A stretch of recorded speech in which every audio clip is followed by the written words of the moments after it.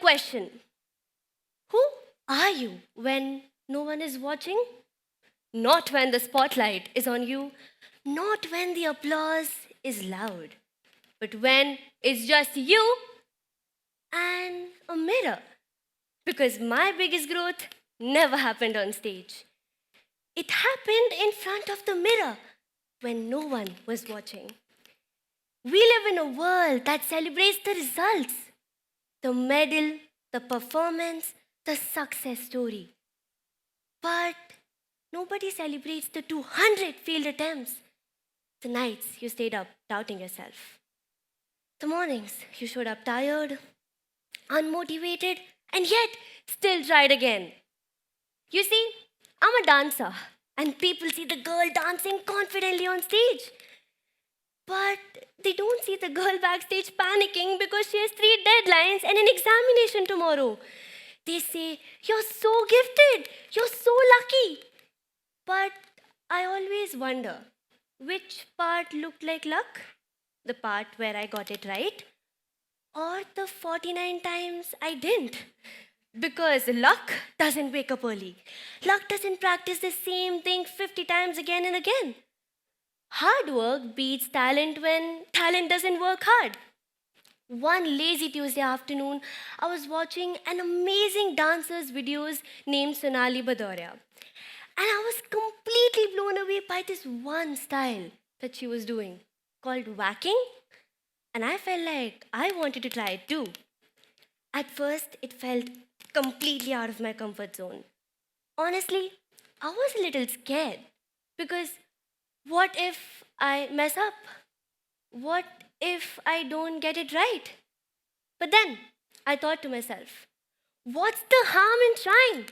I stood in front of the mirror and practiced the same step again and again.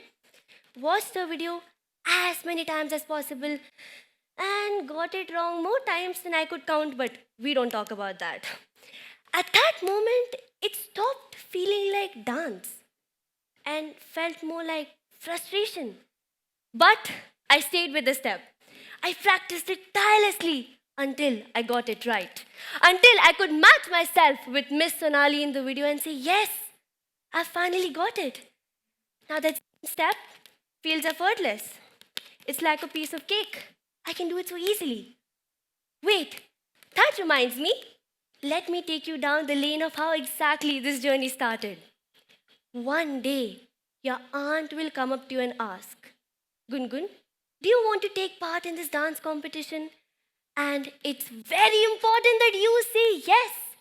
Because little did I know that one competition would end up changing my entire life. My first ever dance competition. At that competition, I came across this weird thing called a hula hoop. Yeah, I was really confused, yet completely mesmerized as I saw a girl perform with it. I was so intrigued that I eventually went up to my dad, asked him money to buy some snacks, but instead showed up with a hula hoop at my house. Yeah, I did give a shock to my entire family. From that day onwards, my dad, well, never trusted me with money. I started learning how to do the hula hoop all by myself. And I think by now, you must have understood that I've been this crazy, passionate girl since childhood. And that craziness is what has led me here today to be doing the hula hoop in front of you. And for context, I don't find it weird anymore. It's actually fun. This just reminds me that my biggest competition is me and only me. The fear arises from within. And so I try to be a better version of myself every single day. We all are individuals driven by passion. And I think by now it's very evident that I'm passionate about dancing. The glamorous part of passion is the joy that it brings. But the unfiltered part that no one talks about is how much it humbles you. Like the two sides of the same coin. It keeps you alive, but at the same time, it challenges you in ways you never expected.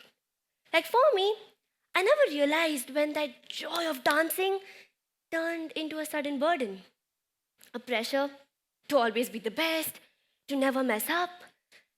And that pressure eventually took all the joy away. But you shouldn't let that happen. Don't let this materialistic world take away your safe space. What they call gifted is usually just patience, determination, frustration, and 100 moments of almost giving up, but not quitting. Do you know the hardest part of chasing a dream? It's not the work. It's doing the work when no one sees it. Well, maybe your mirror. When no one believes in it, sometimes even including yourself.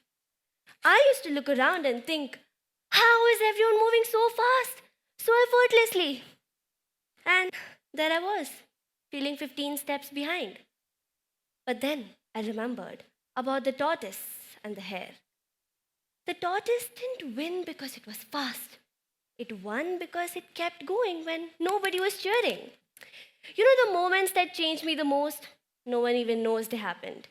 Because the most defining moments don't look like milestones. They look like decisions no one hears you make. So the next time you feel unseen, uncelebrated, remember the mirror has seen a version of you the audience never will. And maybe that's the point. The most important parts of you were never meant to be seen, only felt. If quintessence means the purest part of something, then well, the purest part of success is invisible. It took multiple practices, countless mistakes, and endless moments of trying again to bring me to where I'm standing here today in front of you. Everyone will see the final cake, but only you will know the hours you spent baking it. So keep working hard. And you see, the mirror will eventually mirror the real you. I now leave you with a beautiful quote: live your truth, walk your talk, dance and sing to your music, embrace your blessings, and make today worth remembering. By Steve Maraboli, Unapologetically You, Reflections on Life and the Human Experience. Signing off, Gungun Bhatia.